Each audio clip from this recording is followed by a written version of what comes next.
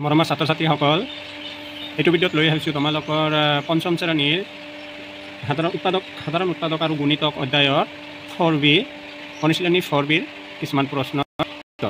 ইয়াতে চাওক, অনুশীলনী 4B খালী ঠাই পূৰ কৰা। 1 নম্বৰত দিয়া আছে খালী ঠাই পূৰ কৰা। ইয়াতে এ নম্বৰ দিছে যে 12 আৰু 12 লসাগু কিমান। 12 আৰু 12 লসাগু হ'ল 12। বি নম্বৰত দিছে 6 আৰু 18 লসাগু কিমান। 6 আৰু 18 লসাগু 18 হ'ব। 2 আৰু 5 লসাগু কিমান। 2 আৰু 5 লসাগু 10। কাৰণ 2 মৌলিক সংখ্যা, 5 মৌলিক সংখ্যা। লসাগু উলিয়াব গ'লে মৌলিক সংখ্যা দুটা পূৰণ কৰি দিলে আমাৰ লসাগু পূৰণফলটোৱে হ'ল লসাগু। এ আৰু বি পৰস্পৰ মৌলিক সংখ্যা হ'লে ইহঁতৰ লসাগু এ ইনটু এ পূৰণ বি। এ পূৰণ বি। ই নম্বৰত দিয়া আছে যদি পি কিউৰ গুণিতক তেন্তে পি আৰু কিউৰ লসাগু হ'ব।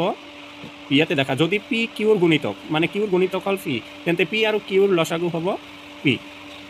2 নম্বৰত আছে যে সত্য নে অসত্য লিখা। 2 নম্বৰত সত্য নে অসত্য লিখা, দুটা সংখ্যাৰ এটাহে সাধাৰণ গুণিতক থাকে। দুটা সংখ্যাৰ এটাহে সাধাৰণ গুণিতক থাকে, এইটো অসত্য। মানে দুটা সংখ্যাৰ অসংখ্য গুণিতক থাকিব পাৰে। বি নম্বৰ, দুটা সংখ্যাৰ এটাই লসাগু থাকে, এইটো সত্য।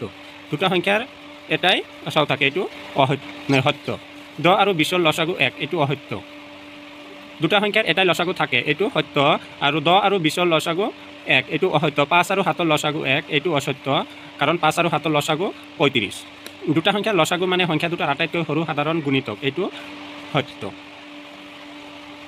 ইয়াৰ নেক্সট ভিডিঅ' তোমালোকে পাবা 3 নম্বৰত দিয়া আছে তলৰ প্ৰতিজোৰ সংখ্যাৰ প্ৰথম 3টা সাধাৰণ গুণিতক লিখা, সাধাৰণ গুণিতক উলিয়াই লসাগু নিৰ্ণয় কৰা। এইবোৰ সংখ্যা ইয়াৰ নেক্সট ভিডিঅ'ত পাবা। তোমালোকে মোৰ পেজটো ফ'ল' কৰিবা আৰু ইউটিউব চেনেলটো হ'ল SI টিচিং চেণ্টাৰ বুলি চাৰ্চ কৰিলে পাই যাবা। তাতে কমপ্লিট অংক আপলোড দিয়া আছে।